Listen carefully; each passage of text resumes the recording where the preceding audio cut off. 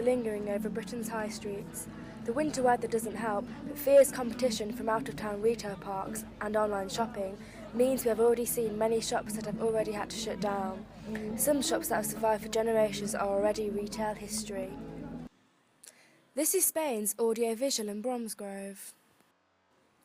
Jonathan Spain, the owner of the shop, has agreed to answer a few questions regarding his business and gives us some solutions to keeping the high street the heart of the community.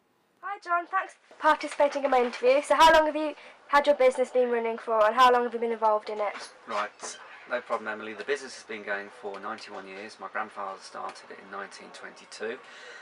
My father took over sort of mid-50s and then I've been involved for the last 25 years. So I joined sort of late 80s, 88, 89.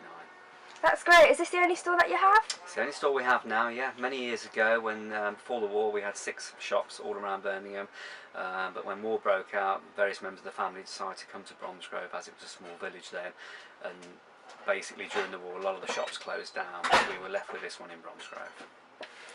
How many stores closed down in Bromsgrove High Street? Quite a few. When I first started 25 years ago in this industry, there were 13 electrical shops. Now pretty much we're the only one left on the high street. Oh, that's a shame. What do you think are the main factors that are affecting the high street stores? Main factors today affecting high street stores, obviously one of the internet, 2 high rents and rates, obviously from landlords that they charge the business owners, and thirdly car parking prices as well.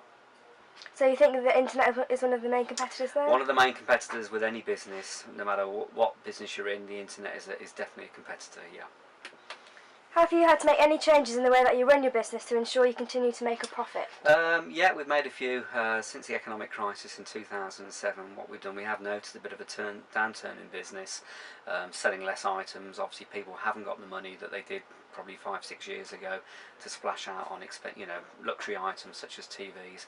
So what we've had to do is just watch all of our costs, keep them all low, and obviously that will ride us through the store.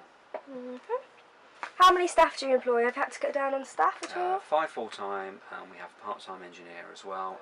I'm lucky I haven't had to make anyone redundant, so we've got the same amount of staff now as we did sort of 6-7 years ago before the economic crisis.